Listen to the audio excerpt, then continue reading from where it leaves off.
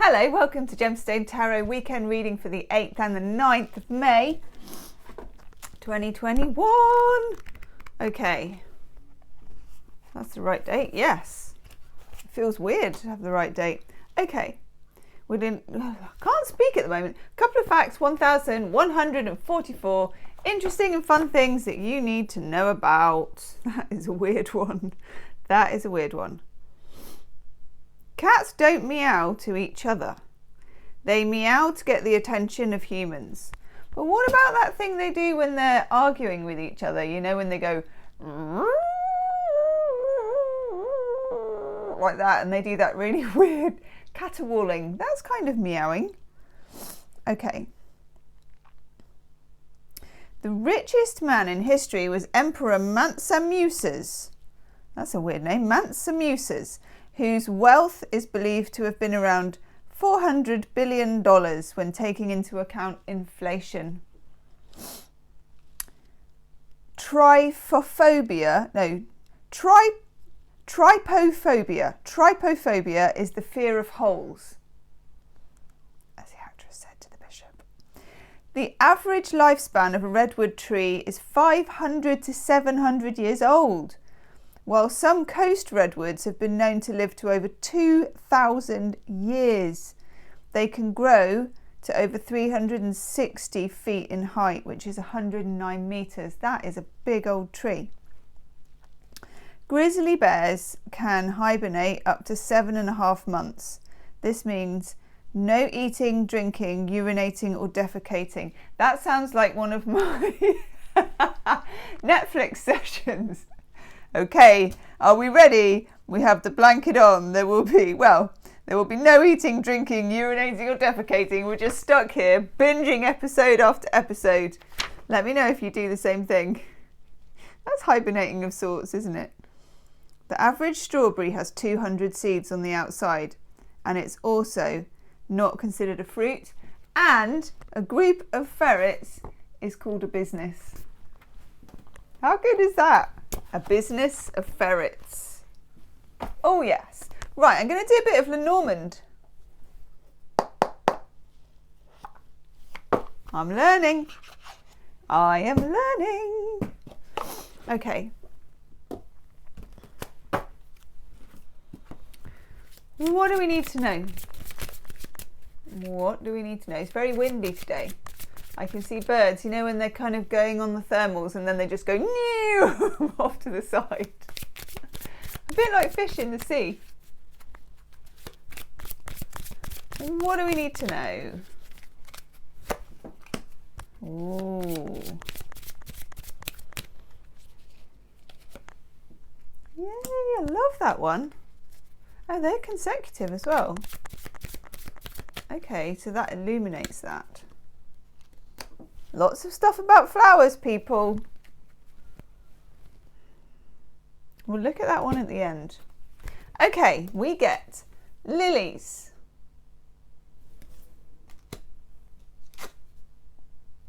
The sun. And bouquet. See what I mean? Loads of stuff about flowers. I'm going to look at bouquet first. And I can't remember, they said that you read Lenormand left to right or right to left, but we're just going to do it how we want to do it. And I'm going to go right to left.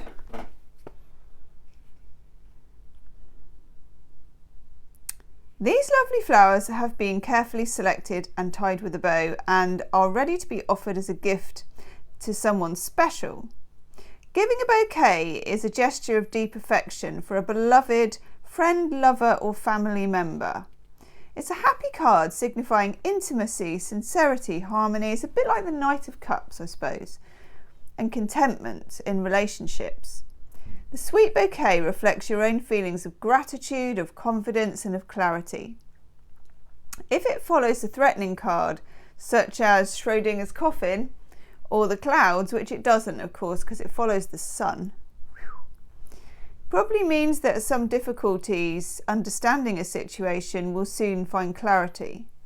But actually, we just get the good bit of that card, and it's very much illuminated by the sun. And I'm always looking for difficulties, so there isn't any with that. This is just a nice reading. It's a nice Lenormand reading.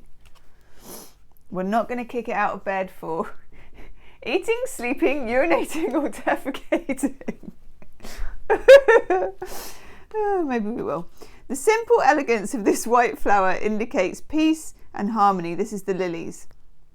And a kind of purity and innocence. It's a bit Ace of Cupsy, which we had yesterday.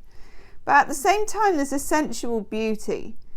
It's associated with mature sexual intimacy, the kind of passion shared by long-term couples. It implies traditional bonds, wisdom and experience.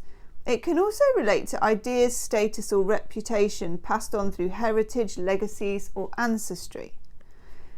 You know, very often we talk about ancestral lines and things coming down from the family, and it's usually in quite a negative way. I feel like with this you get some kind of illumination about that. You get some kind of clarity about some kind of ancestral relationship timeline thing that has been all-consuming. I like this. The lily is also a symbol of virtue, and historically it means something regal or holy.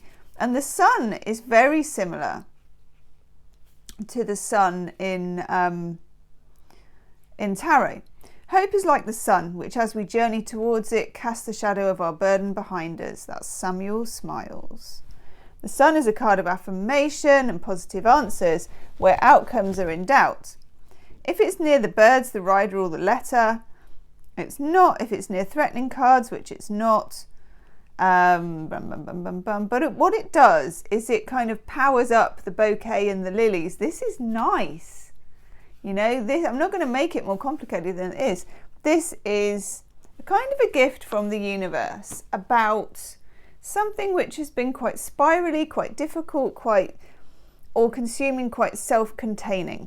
Itchy nose.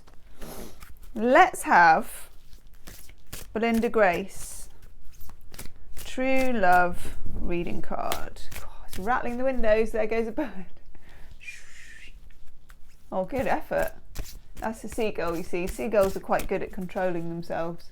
It's because they have to learn how to fly near your sandwich, don't they?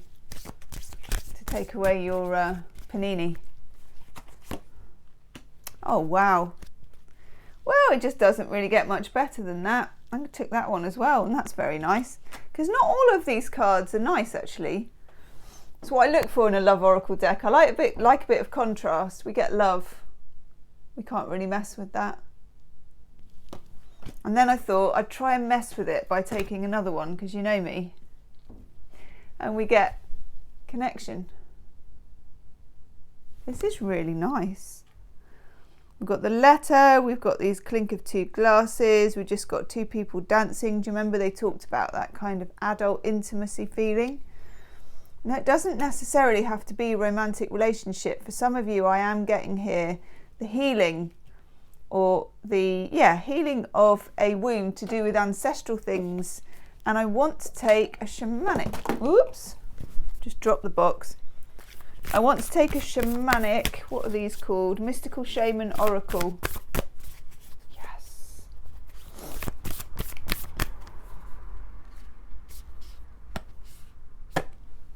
Like it. Two stuck together, people. Now, I'm just looking for the book. I actually have no idea where it is, so we're just going to have to read it as it is, and as we should, really. Yeah, we're going to do it. We get magic. Now, do you remember yesterday we had the Seven of Swords and it had the moon behind it? And I do feel like this is new moon magic. And if you are looking to heal a relationship, plant the seeds of that in the new moon, especially if it's about expressing or receiving the truth, okay? Then we get the blade. And I'm kind of reading that Moony as well, but I'm reading it in an Ace of Swords kind of a way. It feels like anything that is tested by this blade, it's like the blade of truth, and the universe is offering something in this department. It feels like something that's been a confusing line becomes clear. Especially if you want that to happen, okay? If you're asking for that, ask around the time of the new moon on the 11th. Wisdom of the Oracle cards. God, how can I never remember any of my decks? Time to go. I'm seeing this in a really positive way as well. This is taking action. And I want to say against somebody, but it's not in a bad way. You find out what you need to know from this, a connection or a difficulty, even if it's with someone who's passed, it's like someone from the past, gets healed, you get clear, and you can go, okay? Leave me a comment. Let me know how that resonates with you, and I will see you soon. Namaste.